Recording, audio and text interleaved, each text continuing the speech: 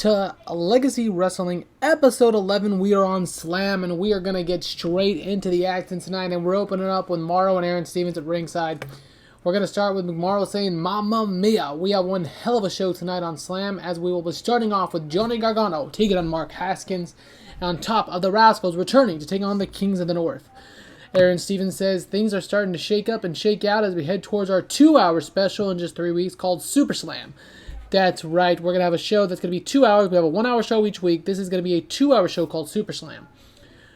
Booking to like a mini event before our pay-per-view, if you will.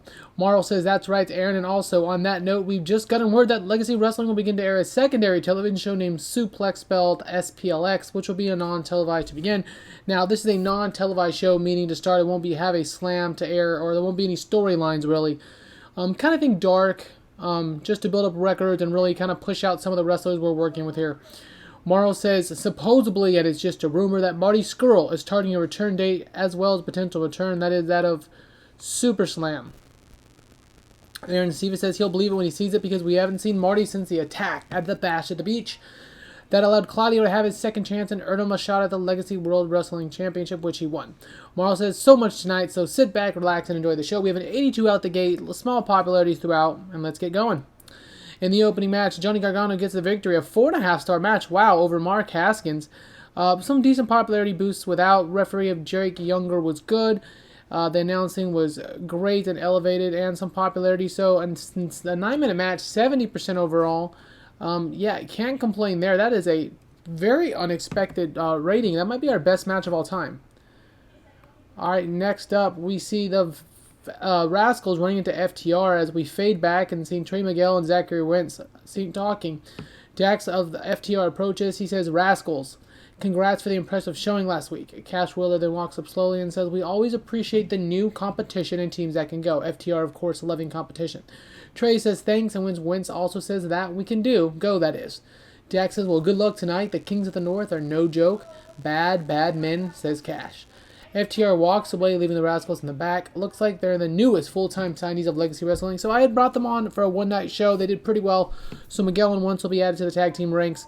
FTR, obviously, FTR, 70 overall. Not great, not terrible. We've got popularity boosts without. Let's continue the show. All right, next up we get a video showing that Taylor Rotunda will be defending his United States Championship in his Open Challenge in the main event. Who will step up and challenge him? We'll have to see. A 100 for the very over Taylor Rotunda and the United States Champion. Next up, a 65 4.5-star match. Wow. Drake did a good job, as did the announcers. Damian Corbin and Bonesaw aren't loved in Africa, apparently, but pretty good match overall. 65%. Can't complain here. With the Rascals getting the victory, Trey Miguel with the pinfall. All right, next up, we have a hype for Dakota Kai and Mercedes Martinez, who will be facing off next week on Slam. The winner facing and becoming the #1 contender against the Legacy Wrestling Women's World Champion, Mickie James. Obviously, for those of you who are just tuning in, Dakota Kai had a match against her. However, Mercedes Martinez cost her the match. Thus, we are in the situation we are in. Popularity bumps throughout, 100 overall. Next up, we see Rachel Gonzalez making her way to the ring, as she will make her debut for Legacy Wrestling. Coming up next, remember Raquel Gonzalez debuted at Bash at the Beach in the crowd, kind of like NXT used to do, so she'll be making her debut here coming up right now. And Raquel with a 3-star victory, 58% overall over WXO. Some popularity for both, not terrible. This was just to get Raquel an early and quick victory. All right, next up, we have Claudio Castagnoli, your Legacy Wrestling World Champion, backstage getting some promo work done. The camera picks up showing Claudio backstage doing his promo work with his championship. It then pans as David Finlay Jr. watching. So Finlay Jr. kind of watching Claudio. Kind of role reversal here. Typically that's a heel move to watch a face, but we have the face watching the heel here, building towards a little match in the near future. 62% overall. Rob Van Dam, though, is the one who accepts the challenge for Taylor Rotunda, shocking the entire Legacy Wrestling universe as he shows up in the backstage area and starts making his way to the ring, doing his RVD stuff. And we're going to have Rob Van Dam versus Taylor Rotunda. That's right, your Legacy Wrestling United States Champion, Taylor Rotunda. So RVD with the one-night appearance here. You can guess how this one's going to go. We're going to get a red-hot match. 67%, but only a 2.5-star match. Obviously, RVD's a little older. Taylor Rotunda successfully retains, but we got what we want out of it. Wow. Thank you, RVD. Big interests for both. 1.5, 1.5, 1.5. So RVD goes down overall, but boy did Taylor Rotunda, boy did Taylor Rotunda get a big boost here. Hell, it was made to look like a threat, and it really helps his popularity. I was not expecting this either, so this is fantastic. After the match, Rotunda's in the ring.